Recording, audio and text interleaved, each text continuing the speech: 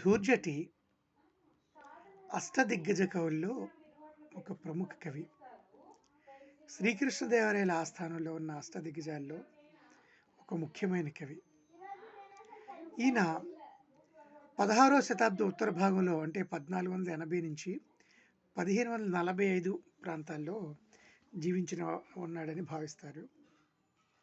ఈయన జన్మతః వైష్ణవుడైన శివుణ్ణి అమితంగా ప్రేమించి శివుని మీద భక్తితో, ప్రేమతో, వైరాగ్యంతో ఒక అద్భుతమైన ధూర్జటి శతకాన్ని రాశాడు. ధూర్జటి శతకంలోని అన్ని పద్యాలను చదివి అప్లోడ్ చేయాలని ఒక చిన్న ప్రయత్నం చేస్తున్నాను. ఇందులో మొదటి పద్యం. శ్రీ విద్యుత్ కవితా జవంజవ మహాజీమూత పాపాంబుధార వేగంబునన్ మన్మనోబ్జ సముదీర్ణత్వంబు కోల్పోయితిన్ దేవా మీ కరుణా శరత్సమయమింతే చాలు చిద్భావనా సేవం తామర తంపరయై మనియదన్ శ్రీకాళ హస్తీశ్వర శ్రీకాళ హస్తీశ్వర.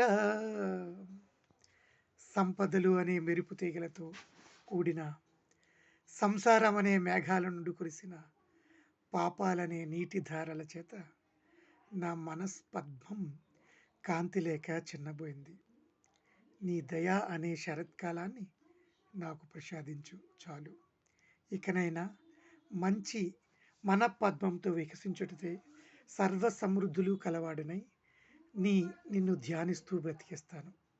ఇది దీని భావం. రెండవ పద్యం.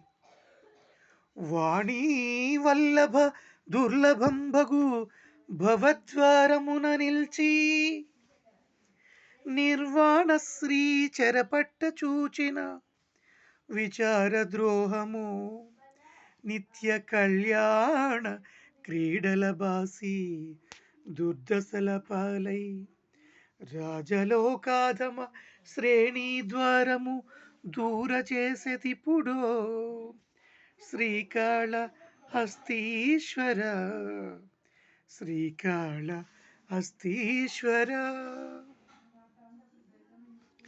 ఈశ్వర, బ్రహ్మాదులకు కూడా సాధ్యం కాని ఈ ఇంటి సింహద్వారమును నిలిచి ముక్తకాంతను చేపట్టాలన్న ఆలోచన నా వంటి అల్పుడు చేసినందువల్లనో ఏమో గాని నీ సేవా భాగ్యానికి దూరమై అధములైన రాజులను సేవించినట్లు చేసినావు కదా శ్రీకాళహస్తీశ్వర. మూడో పద్యం. అంతా మిథ్య తలంచి చూచిన అంతా మిథ్యని తలంచి చూచిన నరుండెట్లో టెరింగిన్ సదా కాంతల్ పుత్రుల్ అర్ధముల్ తనువు నిక్కంబంచు మోహర్ణవ భ్రాంతి చెంది చరించుకాని పరమార్థంబైన నీయందు పరమార్థంబైన నీయందు పరమార్థంబైన నీయందు తా చింతాకంతయు చింత నిల్పడు కదా శ్రీకాళహస్తీశ్వర. ఆలోచిస్తే ఈ జగత్తంతా మాయే కదా. మానవుడు ఆ సంగతి తెలిసి కూడా భార్య, పుత్రులు, ధనం, శరీరం అన్నీ శాశ్వతమని భావించి నిన్నే మనసులో ఒక్క నిమిషమైనా ధ్యానించడు కదా. ఎంత అజ్ఞానం ఈశ్వర.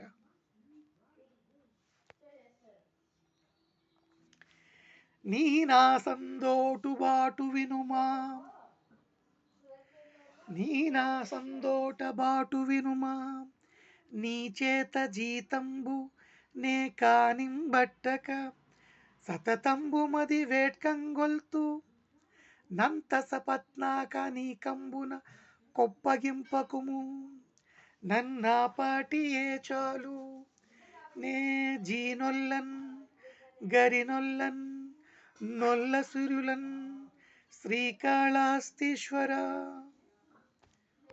ఈశ్వర, నీకు నాకు ఒక అంగీకారమైన మాట చెప్తాను విను.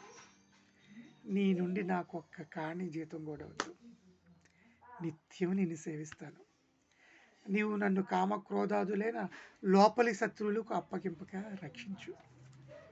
ఆ అనుగ్రహం చాలు. ఇంకా నాకు గుర్రాలు వద్దు, ఏనుగులు వద్దు, ఐశ్వర్యం వద్దు, అటువంటివి ఏమీ వద్దు. భవకేళి మదిరా మదంబున, భవకేళి మదిరా మదంబున మహాపాపాత్ముడై వీడు నన్ను వివేకింప డటంచు. నన్ను నరకాను రాసి పాలైన బట్టవు బాలుండొక చోట నాట తమితోడన్ నూతంగూలంగా తండ్రి విచారింపక యుండునా.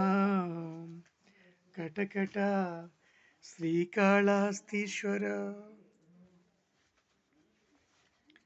జనన మరణ రూపమైన సంసారం అనే ఆటలో పడి కళ్ళు తాగినట్లు మత్తెక్కి అదే సుఖం అనుకుని ఈ నరుడు మహాపాపి నన్ను తెలుసుకోలేకున్నాడని నరక సముద్రంలో నువ్వు మునిగిపోతుండగా చూస్తూ ఊరుకుంటావా?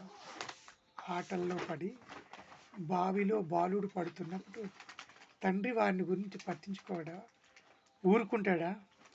నీవు నన్ను రక్షింపకుండా న్యాయం కాదని భావం. స్వామి ద్రోహము చేసి వేరొకని కొల్వన్బోతినో కాక నే నీ మాటన్ విననొల్ల కుండితినో.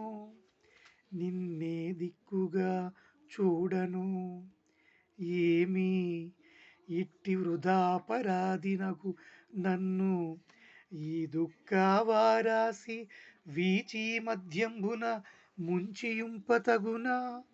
శ్రీకాళహస్తీశ్వర. ఈశ్వర, నిన్ను కాదని స్వామి ద్రోహం చేసి మరొక దేవుని సేవించానా? పోనీ నీవు చెప్పిన వేదవాక్యంపై నమ్మకం లేక నిరాదరణ చేసి నాస్తికుడినైనా నిన్నే దిక్కుగా భావించలేదా? ఏ తప్పు చేయని నన్ను ఈ సంసార దుఃఖ సాగరంలో ముంచి చూసి వినోదించడం నీకు న్యాయమా? నన్ను ఉద్ధరించడం నీ కర్తవ్యం కాదా?